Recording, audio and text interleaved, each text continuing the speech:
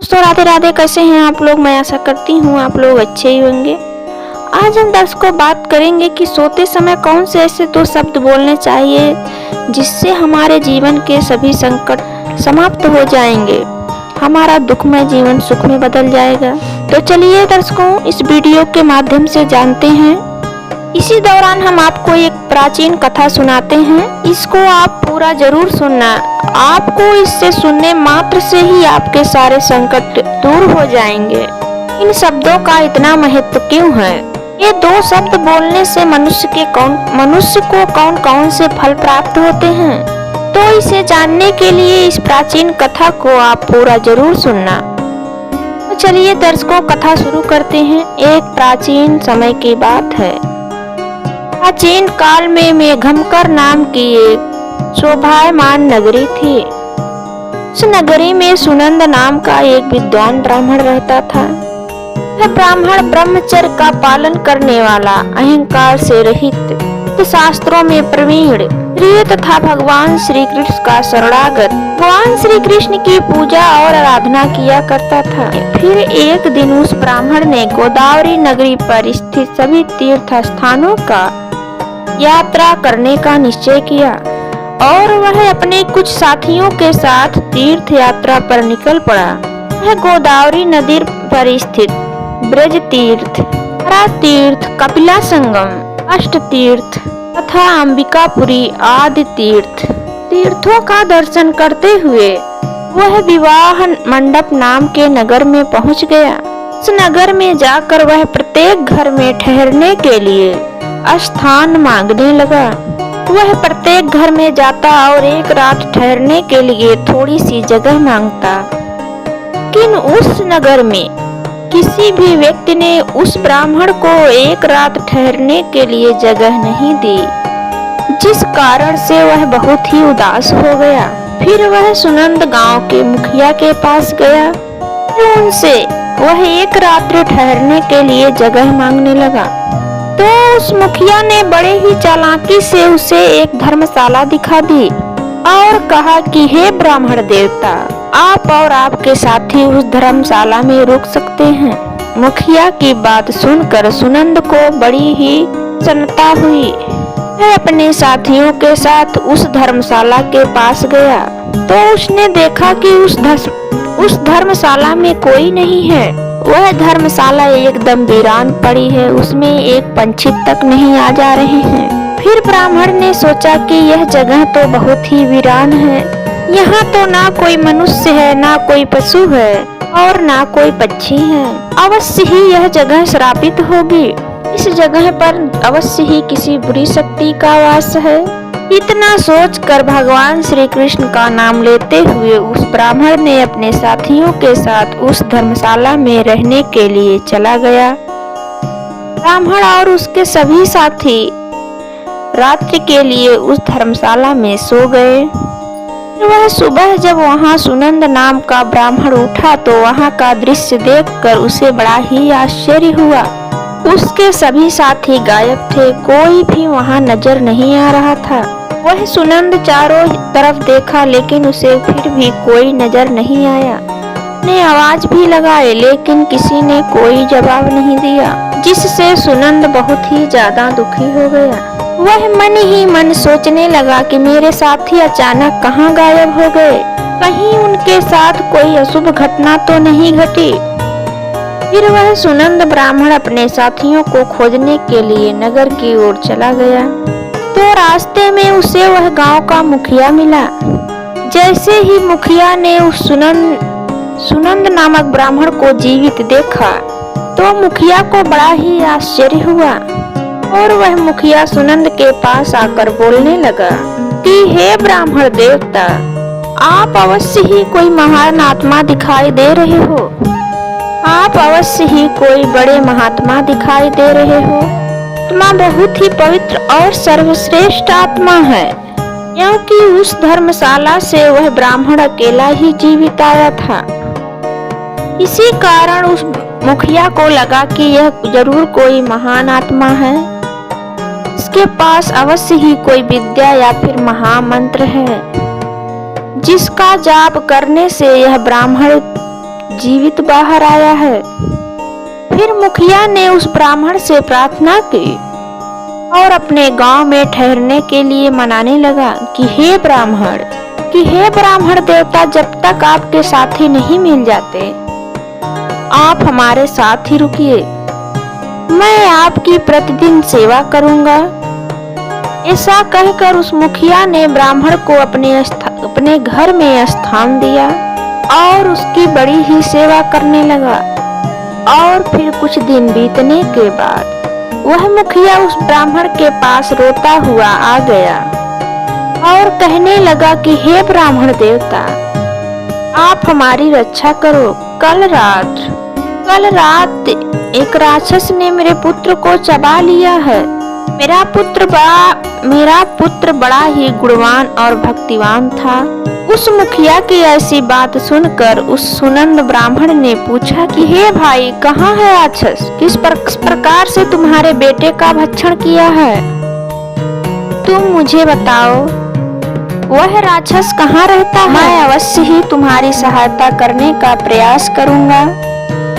मुखिया कहने लगा कि हे ब्राह्मण देवता, इस नगर के पास स्थित एक जंगल में एक ही बड़ा भयंकर राक्षस रहता है।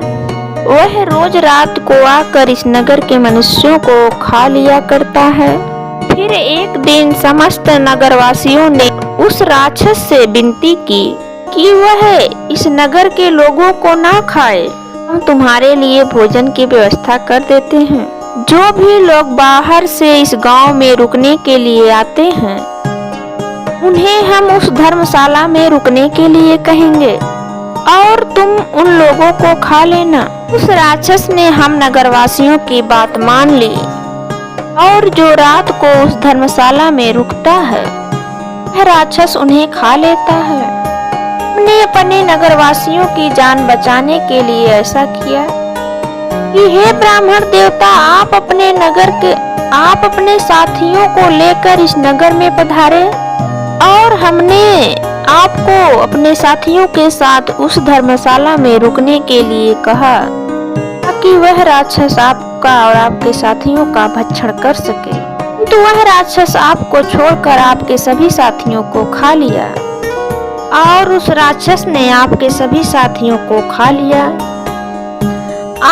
कृपया आप मुझे क्षमा करें। मैंने तो अपने नगरवासियों के प्राण बचाने के लिए ही ऐसा किया है, किंतु उस राक्षस ने उस दिन आपको छोड़कर आपके सभी साथियों को खा लिया। तभी से मुझे पता चल गया कि आप कोई सिद्ध पुरुष हो या फिर कोई महात्मा हो। वह मुखिया और आगे कहता है कि हे ब्राह्मण देवता, कल रात को मेरे पुत्र का एक मित्र आया था, किंतु मैंने उसे पहचाना नहीं और उसे ठहरने के लिए उसी धर्मशाले में भेज दिया। फिर जब मेरे पुत्र को पता चला कि उसका दोस्त उस धर्मशाला में ठहरने के लिए गया है, तो वह भी उससे मिलने के लिए वहीं पर चला गया और रात्रि को उस राक्षस ने मेरे पुत्र को भी वहीं पर खा लिया। फिर वह ब्राह्मण कहता है कि हे भाई, वह राक्षस कहाँ पर रहता है? तुम मुझे उसके पास लेकर चलो। मैं उस राक्षस से कहकर तुम्हारे पुत्र को लौटाने के लिए कहता हूँ। फिर वह मुखिया उस ब्राह्मण को लेकर उस जंगल की ओर चला जाता है जहाँ पर वह महाभयंकर दुष्ट राक्षस रहता था। उस राक्षस के पास जाने पर वह मुखिया रोता हुआ उस राक्षस से कहने लगता है कि हे दुष्ट राक्षस, तूने मेरे पुत्र को क्यों खा लिया? मेरे पुत्र को अब वापस लौटा दो। और वह राक्षस कहने लगा कि हे मनुष्य, तुम्हारा पुत्र भी उसी धर्मशाला में था, इसीलिए वह भी अन्य लोगों के साथ मेरा ग्रास बन गया। मैंने तो अनजाने में ही तुम्हारे पुत्र का भक्षण कर लिया है। पुत्र मेरे पेट में है, मैं तुम्हारे पुत्र को तुम्हें वापस नहीं लौटा सकता। तो तुम अपने पुत्र की मुक्ति के लिए उपाय करो। फिर वह मुखिया कहता है, हे राक्षस, अब तू ही बताओ, मैं अपने पुत्र के लिए कौन सा उपाय करूं कि नित शरीर भी मेरे पास नहीं है। मैंने तो उसे चबा लिया है, मैं उसके शरीर को कैसे प्राप्त करूं? फिर वह राक्षस कहने लगता है कि लिए मैं तुम्हें उपाय बताता हूँ। इस नगर में एक ब्राह्मण देवता आए हैं। उस रात वह एक मंत्र जाप कर रहे थे, इस कारण से मैं उन्हें खा न सका। अगर वे ब्राह्मण देवता मेरे ऊपर आकर उस मंत्र का जाप करके जल छिड़के तो मुझे इस राक्षस के शरीर से मुक्ति मिल जाएगी और तुम्हारे पुत्र का शरीर भी तुम्हें मिल जाएगा। तब उस मुखिया के साथ खड़ा वह सुनंद ब्राह्मण कहने लगता है, हे राक्षस, वह ब्राह्मण तो मैं ही हूँ जिसे तुमने नहीं खाया। फिर वह राक्षस उस सुनंद की तरफ देखता है और प्रणाम कर कर कहने लगता है, हे ब्राह्मण देवता, आपके तो दर्शन करके मैं तो धन्य हुआ। कृपया आप मुझे इस श्राप से मुक्ति दिलाओ। मैंने तो इस राक्षस के शरीर को धारण करके बहुत सारे पाप किए हैं। तब वह ब्राह्मण कहता है कि हे राक्षस, कि तुम मुझे बताओ कि तुम्हें किस कारण से यह राक्षस का शरीर प्राप्त हुआ है। तब उस राक्षस ने उस ब्राह्मण को बताने लगा कि पहले के समय में मैं एक किसान था। अपने नगर के पास में मैं खेती किया करता था। एक दिन एक गिद्ध एक जीवित मनुष्य के ऊपर हमला करके उसे खाने लगा था। तभी उस स्थान से एक तपस्वी जा रहे थे। उन्होंने इस दृश्य को देखा। वे दूर से ही उस मनुष्य को बचाने का प्रयास करते हुए उसके पास आ गए तो वह गिद्ध उस मनुष्य को उठाकर आकाश में उड़ गया।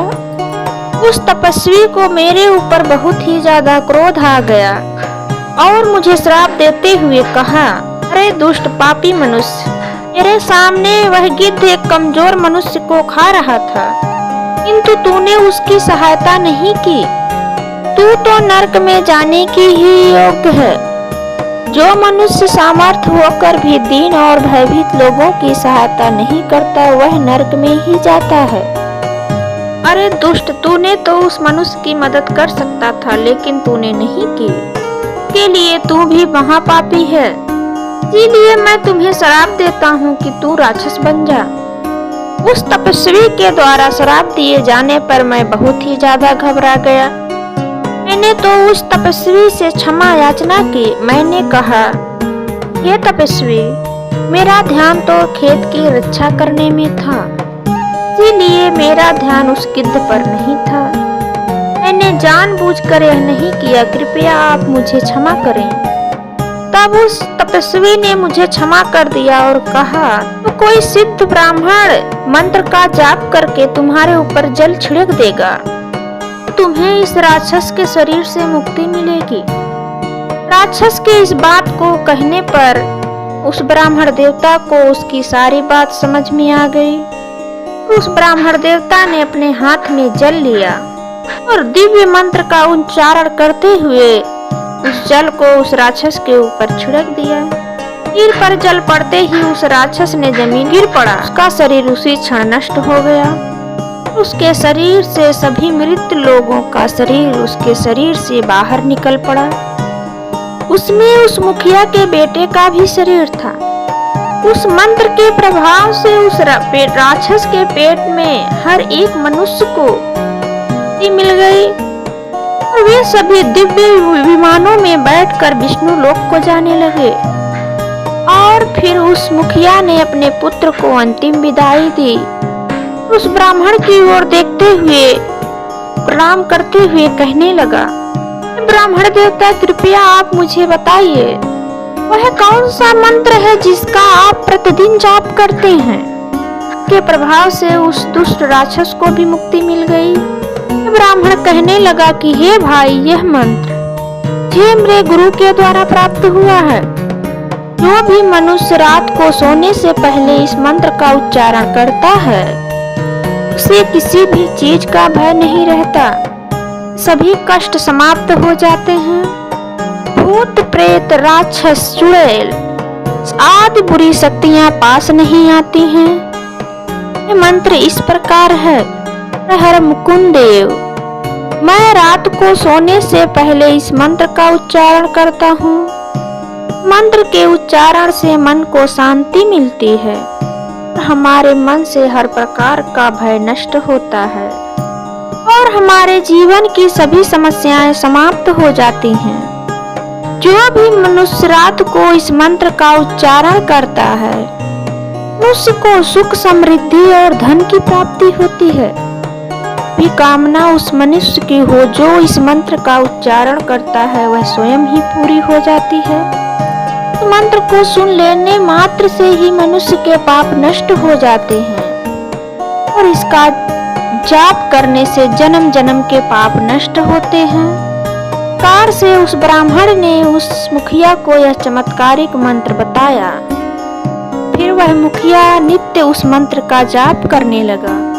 वो दर्शकों, इस प्रकार से एक शक्तिशाली मंत्र के उच्चारण से ब्राह्मण को वह उतना बड़ा भयंकर राक्षस खा भी नहीं सका। मंत्र के प्रभाव से उस राक्षस को भी मुक्ति मिल गई। इसी के साथ दर्शकों, आज का यह वीडियो समाप्त होता है। अगर वीडियो पसंद आए तो लाइक करें, कमेंट करें और अपने दोस्तों को शेयर जरूर करें।